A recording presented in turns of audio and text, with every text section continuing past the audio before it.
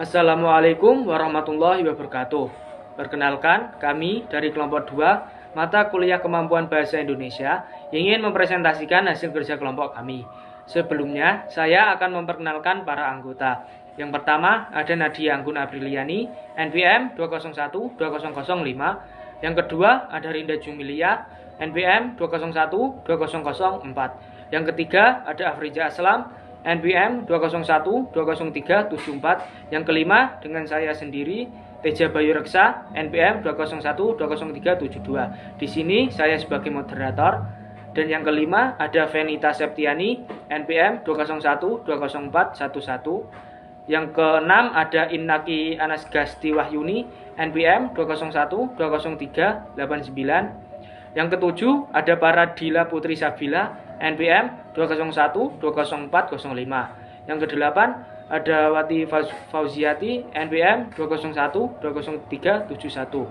Dan yang kesembilan ada Hermawan Adi Saputra, NPM 201-2003. Yang kesepuluh ada Intan Sabila Kusuma Ningtyas, NPM 201-20206. Selanjutnya saya berikan kepada teman saya. Saya Rinda Jumilia dengan NPM 201-20004. Saya akan menjelaskan tentang pengertian teknik menulis. Pengertian teknik menulis. Teknik menulis adalah serangkaian proses untuk menyusun huruf menjadi kata, kalimat, hingga membentuk paragraf-paragraf menjadi serangkaian tulisan. Teknik penulisan itu tak terkecuali adalah menyusun paragraf. Paragraf juga bisa diartikan sebagai satu kesatuan pikiran yang disusun dengan rangkaian kalimat-kalimat. Ada juga beberapa para ahli juga menyebutkan seperti berikut yang akan dijelaskan oleh teman-teman saya. 1. Hargrove dan Pottet. Menurut Hargrove dan Pottet, menulis adalah upaya menggambarkan tentang pikiran, ide, perasaan dalam bentuk simbol. Yang kedua ada De Lianghi. Pengertian menulis menurut De Lianghi merupakan kegiatan menulis yang memasukkan beberapa unsur penting dalam menulis. Jadi tidak sekedar menuangkan gagasan saja, tetapi juga harus mengikuti unsur lain seperti meninjau dari segi ketuturan, wahana, dan tatanan. Yang ketiga ada Tarigan.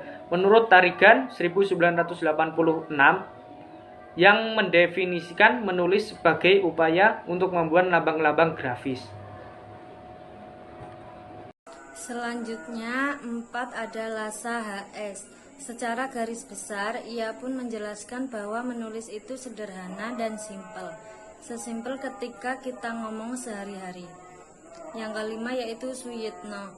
Menurut Suyitno, menulis dapat diartikan sebagai upaya menuangkan pikiran, ilmu, ide gagasan, dan pengalaman hidup dari si penulis dalam bahasa tulis.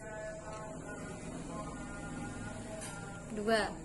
Persyaratan menyusun paragraf.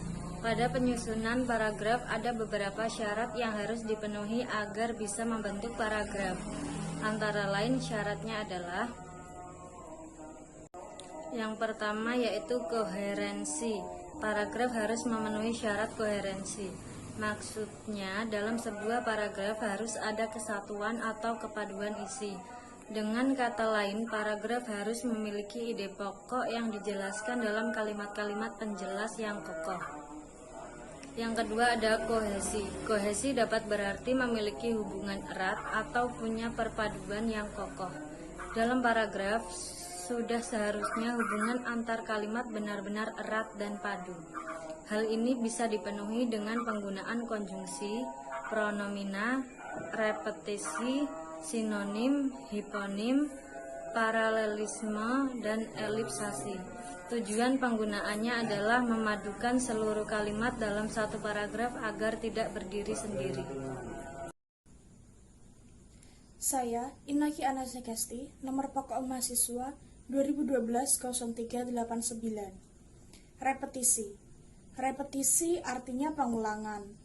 Kata-kata yang diulang dalam suatu paragraf adalah kata yang dianggap penting. Pengulangan ini dipakai ketika terdapat kata yang tidak bisa digantikan dengan pronomina.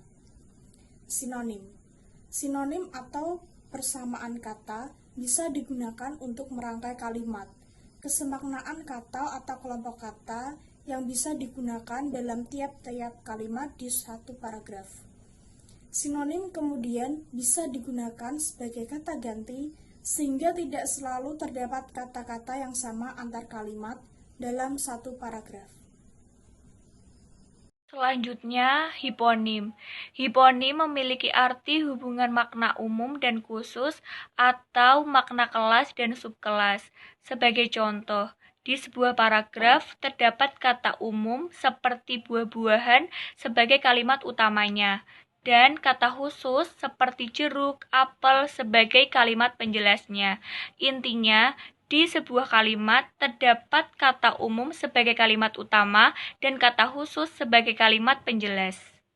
Kemudian, paralelisme.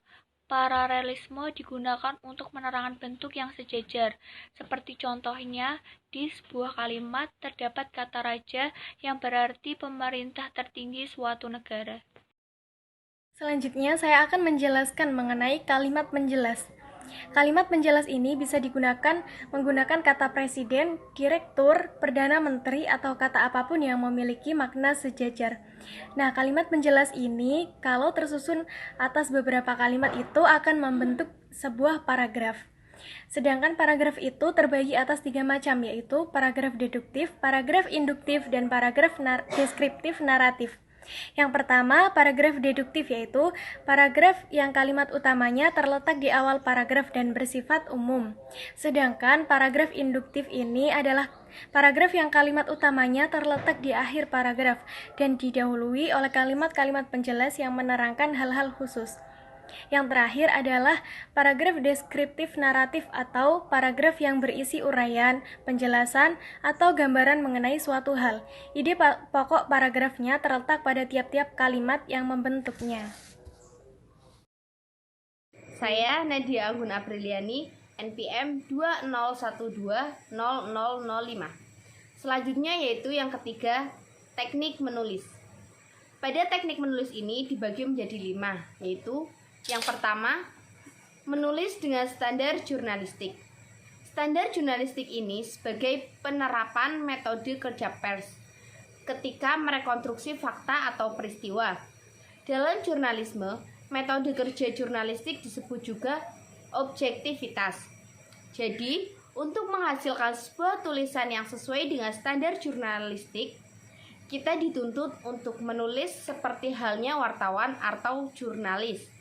Yang kedua yaitu mengenal 5W plus 1H dan anatomi tulisan yang akan dibacakan oleh rekan saya. Assalamualaikum warahmatullahi wabarakatuh. Saya Hirmawan Hadi Saputra dengan NPM 201-20003. Saya akan melanjutkan tentang mengenal 5W dan 1H. 5W dan 1H merupakan rumus baku dalam menulis. Rumus ini bisa digunakan di semua jenis tulisan yang akan dibuat. 5W ini merupakan kependekan dari who, what, where, when, dan why, yang berarti siapa, apa, di mana, kapan, dan mengapa. Adapun 1H adalah kependekan dari how, yang berarti bagaimana. 3. Memilih lead atau awalan berita.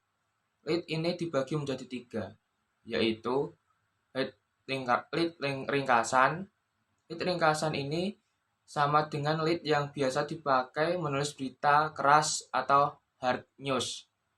Dengan lead jenis ini, yang ditulis cukup inti informasinya dan selanjutnya keputusan untuk membaca informasi tersebut secara utuh ada di tangan pembaca.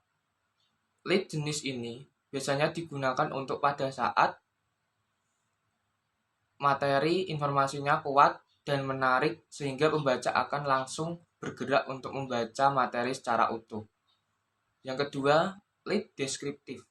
Lead deskriptif bisa menciptakan gambaran dalam pikiran pembaca tentang suatu tokoh atau tempat kejadian. Lead ini cocok untuk menulis profil pribadi. Lead deskriptif menempatkan pembaca beberapa meter di luarnya dalam posisi menonton, mendengar, dan mencium baunya. Selanjutnya akan dibacakan oleh rekan saya. Terima kasih. Assalamualaikum warahmatullahi wabarakatuh. Nama saya Afriza Aslam. Nomor NPM 2120374 akan membacakan slide yang ke-12. Lead pertanyaan. Lead ini efektif bila berhasil menantang pengetahuan atau rasa ingin tahu pembaca. Dalam banyak hal, lead ini cuma taktik. Penulis yang menggunakan lead ini tahu bahwa ada pembaca yang sudah tahu jawabannya, ada yang belum. Kedua, memilih angle atau sudut pandang. Pandang atau point of view adalah sudut pandang wartawan terhadap sebuah peristiwa atau kasus. Sudut pandang ini secara teknis menentukan penulisan judul atau head dan teras atau lead atau alinea pertama naskah berita. Assalamualaikum warahmatullahi wabarakatuh. Perkenalkan, nama saya Venita Septiani, NPM 2012111. Di sini saya akan membacakan materi yaitu memahami pentingnya ejaan yang disempurnakan atau EYD. Kesadaran kita berbahasa secara baik dan benar salah satunya dilihat dari pemahaman terhadap EYD. Banyak tulisan bagus, tapi karena kurang memperhatikan EYD, tulisan tersebut menjadi tidak bisa dinikmati. Bagi pembaca yang jeli terhadap EYD, kesalahan kecil dalam penulisan yang tidak sesuai dengan kaidah EYD akan menjadikan tulisan yang dibaca menjadi kurang menarik. Sekian dari saya. Wassalamualaikum warahmatullahi wabarakatuh.